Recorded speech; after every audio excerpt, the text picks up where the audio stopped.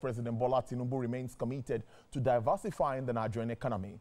Mr. Shettima said this when he received a delegation from the Nigerian Economic Society, led by its president, Mr. Adeola Akiniji, on a courtesy visit to the presidential villa. Vice President described President Tinubu as a leader with the political will to take bold decisions, citing the president's recent trip to Brazil, which resulted in signing of 5 memorandum of understanding covering aviation, foreign affairs, science and technology, and agriculture. Mr. Shettima noted that while the world was now in a knowledge-driven post-industrial age, the current government and relevant stakeholders were in a unique position to turn Nigeria's potential into demographic dividends.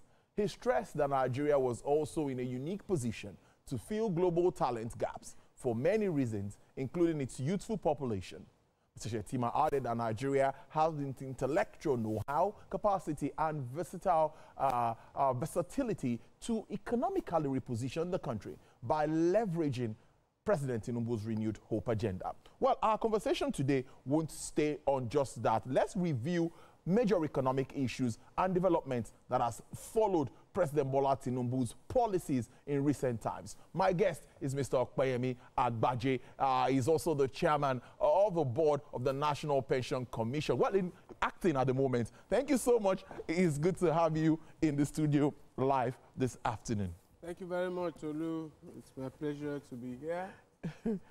Good afternoon, Nigerians. Thank you so much. Well, I think we should start with that write-up and what the Vice President said. I'm looking at the present state of the economy, reviewing what we've seen, level of recovery, and all of it. Many say, yes, Nigeria is on the level of stability, and that recovery is coming back. What is your understanding of where we are? We've been reviewing this for some time, and we're getting to the last quarter of 2025. Well, I think the evidence in favor of stability and recovery is mounting. Whether you look at FX rate stability, reserves growth, $41 billion and rising, fuel prices generally stable, yes, up and down, but reflective of global markets, trade surpluses, capital markets are booming, reflecting increased confidence, investments is growing. The GDP figures, which I think we should have one more soon, I think. But what we've had so far shows better growth. Inflation has moderated, like I always add, both methodologically and substantively, but consistent reduction in inflation. The interest rates, MPR, has been stable. At least there are no rises. We actually think we might be due for a cut. And revenue is growing. I mean, pleasant news from the president in relation to revenue. So, and on the social side,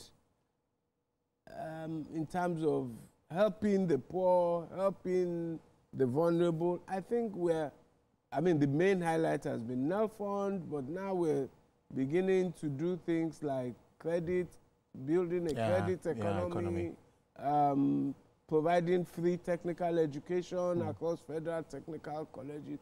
So we're beginning to build up a profile of social investment programs. So I think the evidence that Nigeria has stabilized and may now be due for strong recovery, I think the evidence is substantial.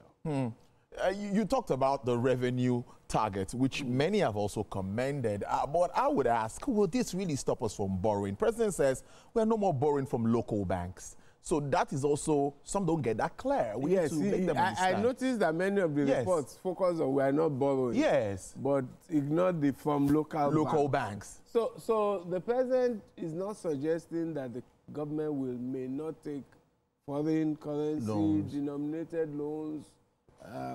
He has been demonstrated a lot of external focus in recent times and has had successful offshore trips. So if there is a need, I mean, the foreign borrowing plan was approved by the Senate, external borrowing plan, was approved by the National Assembly some weeks back, I think, before they went on recess. So there will still be borrowing, hopefully at low interest rates, for very viable projects that will generate returns and so on. But yes, the president did not say we will not borrow anymore, but he said yes, we will not borrow from local banks. And I presume that when he said local banks, he meant from the treasury bills and treasury bonds and all of that. Not necessarily. I'm not aware that the government has been taking local borrowings from banks. Yes. So if that happens, non-oil is bouncing to about 20 trillion. And we're talking about our budget and all of that. Can we patch up with whatever comes from oil and all of that? Well, I think the budget had a big deficit. Yeah. So in spite of the revenue target being met, there's still some deficit. But yes, if we continue to exceed the target, we continue to reduce the deficit. Okay. And then we create an appearance of a more sustainable fiscal scenario. And that's good for the government's ratings and for investor confidence. In the start of our conversation, you talked about foreign reserves doing pretty well. Our rates are looking good. GDP projections are good. But do you think that we're expecting August inflation? I think it should be out 7 days from now, exactly 7 days from now. But do you think that would impact on the coming figures? That's one. We've had the issues with month-on-month and the next MPC meeting. That's the big one in September, because the CBN governor doesn't seem to be looking that way at this moment. Well, he signaled, there was a recent comment in which he actually spoke about the potential for rate cuts, reported just today, I think, or I mean, I saw a comment in which he spoke about the potential for a rate cut. How soon that potential is what remains to be seen. I think that if we see this month's figures and month-on-month inflation doesn't go up, and we see the continuation of the year-on-year decline in inflation, I would argue that the market deserve a modest rate cut. Yes. Particularly when the manufacturers are crying, heavy borrowing costs. They are really, really crying. This is not a good time for them. Yeah. And, I mean, 27.5 at MPR. MPR? Yeah, it's not ideal under any scenario. We concede that the CBN was fighting a battle to tame inflation. And so what I say is, okay, at least reward, reward the markets for the successes you have got so far. But yes, month-on-month increase in inflation and increase in food inflation are issues to worry about. Those two? Yes. Any quick wins around them? What are the drivers? What are there any wins? Well, we've continued to link food with insecurity, logistics, and all of that. In terms of the month-on-month, the lesson I take from it has been, and I've said so, that the inflation is a bit, is hardening, is sticky, and that except we address the fiscal drivers, I do not think there can be radical declines in inflation. And the fiscal drivers appear to have some logic in terms of the investments in infrastructure that the government has done, much of it financed via deficit. So those are drivers that will not ease rather quickly. So I think we should take the modest declines that we can find and then hope for 2026. If the revenue profile continues to improve, the deficits continue to decline, then we can have significant reductions in inflation.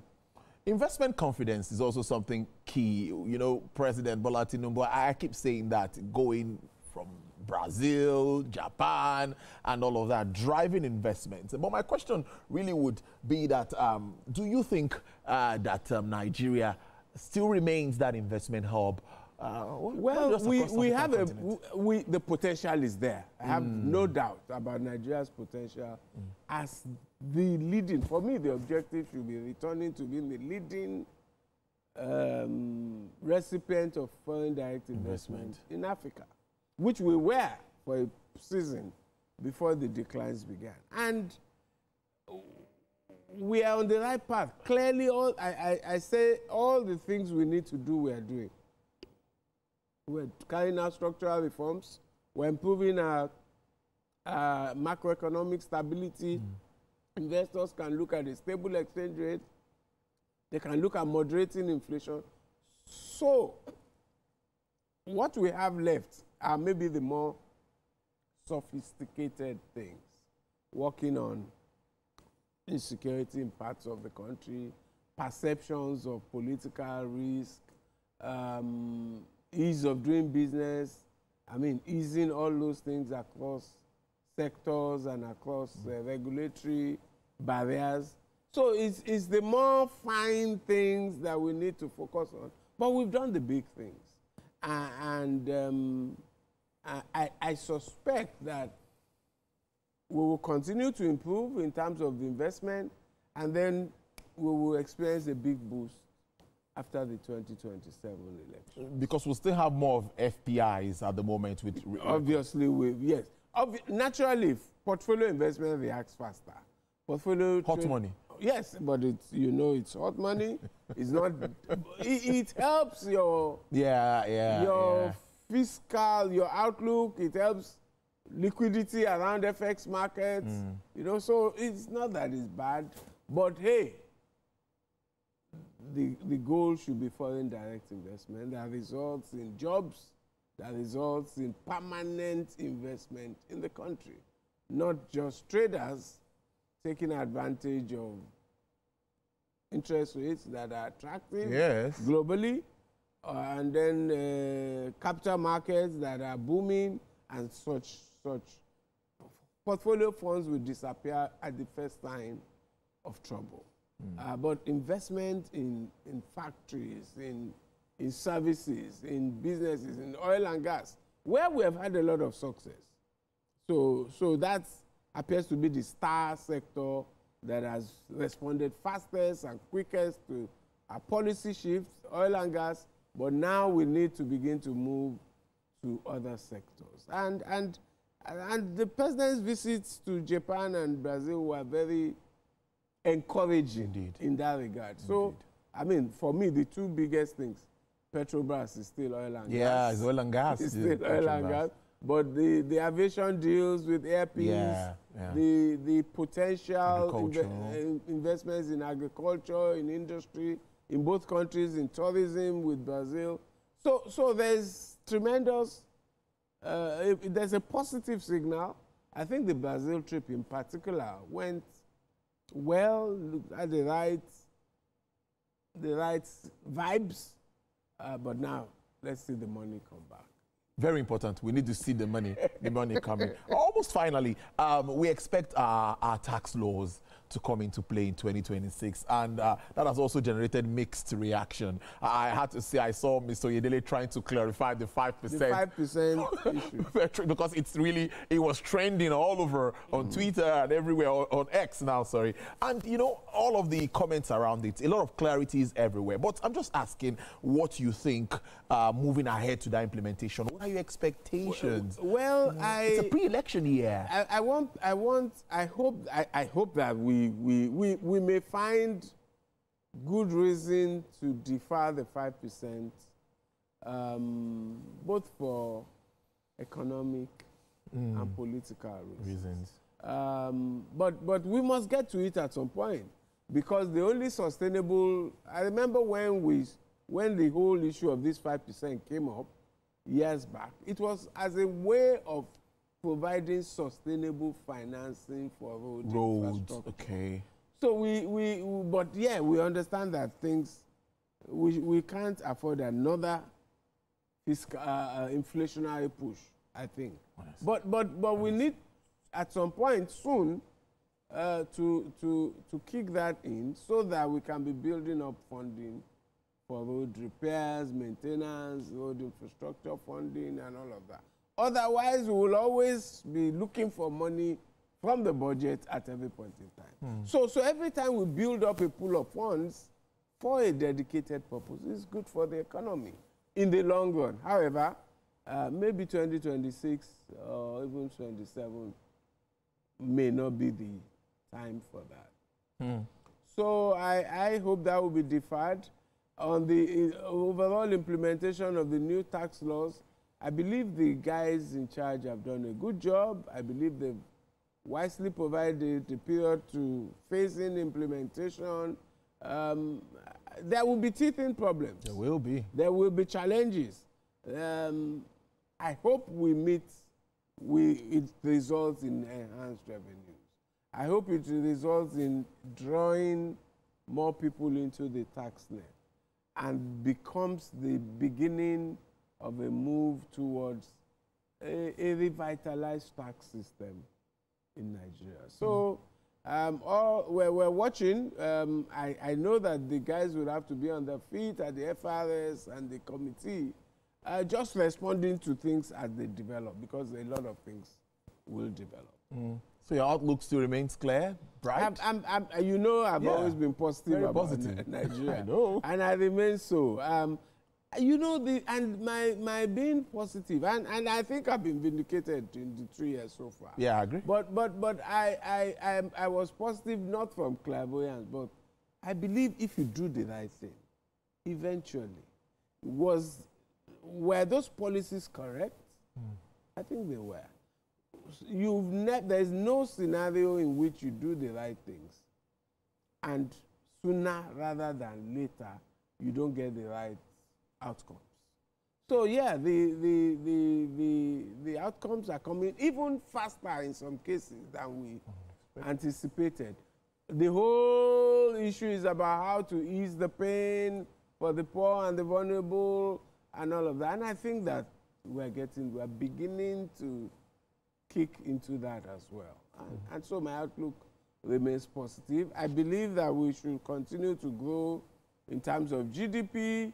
In the medium term, inflation should continue to decline. Our exports, the big area which I want concerted policy focus is on exports, because there's a historical opportunity. We're already seeing increased commodity exports, but now there has to be a strategy around it and a concerted push around it. And if we can grow exports, we're growing revenues. Those are the two main sources of diversification that we need. We need to diversify our exports away from just oil, and we need to diversify government revenue away also from oil. So we need it to be more tax generated. And if those manifestations come, it can only be good for the Nigerian economy. So, Opeyemi Agbaje, it's always good to start the week with you. Thank you so much. CEO, RTC Advisory Services Ltd, and acting chairman of the board, PENCOM board. Thank you so much, and congratulations again on that appointment. My pleasure. Thank you. All right, then. Well, we'll take a break.